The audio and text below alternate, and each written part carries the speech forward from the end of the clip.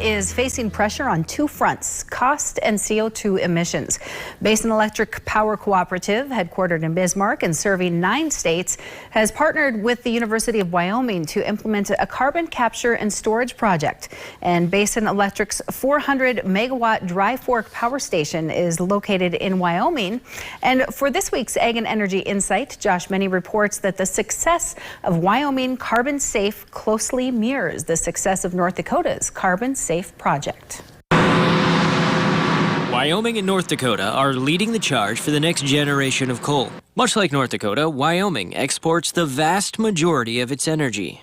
It may be the last coal-fired power plant if we don't figure out how we can be carbon competitive. Scott Quillinen of the School of Energy Resources at the University of Wyoming knows that in order for coal to survive, Wyoming coal power will need to meet the stricter clean energy standards of the states they export to. Just about every BTU that's mined or generated in Wyoming, like 90% of them, they're shipped outside of our state's borders.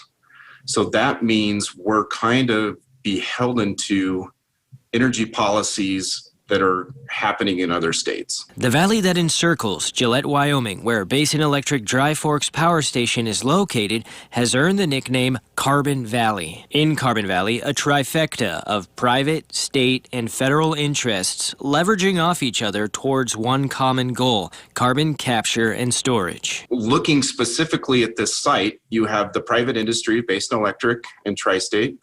You have the Integrated Test Center, which was funded public-private to test CO2 utilization technologies and carbon capture technologies. And then you have the federally funded project of Wyoming Carbon Safe, looking at the carbon storage. It might be an ideal carbon sequestration target. It's been nothing but salty water for 160 million years. Center for Economic Geology Research Director Fred McLaughlin, as technical lead, has steered the project to phase 3 of 4. So this summer, we're going to drill an additional well. We've got an existing well.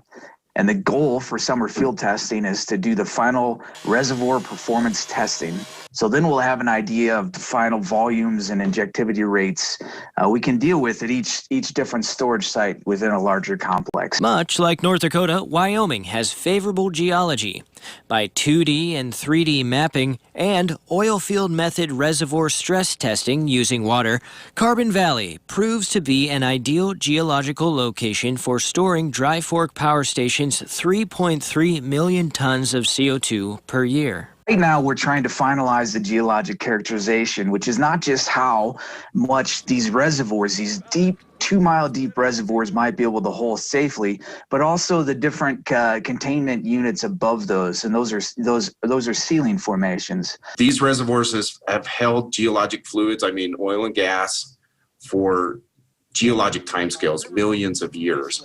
So we feel pretty confident if we put CO2 into these same reservoirs that they'll be held for millions of years. Both scientists say Basin Electric's support and involvement has been pivotal to the success of the project thus far. If we can figure out how to capture the carbon dioxide from that power plant, store it right near the Dry Fork station, we really think that would be a great way to continue to use coal in the future as an electricity source.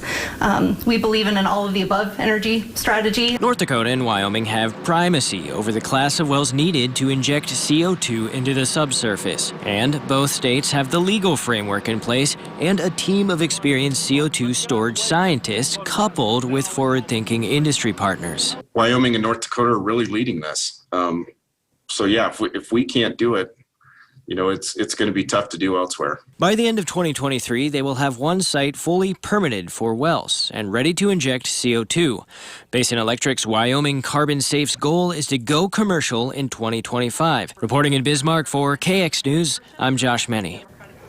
And the scientists tell KX News that the surrounding communities living around Dry Fork Power Station have been supportive and engaged through all phases of the project. And when it moves to full commercialization, the project will create 150 new high-paying jobs, with 75 jobs supported locally through 2050.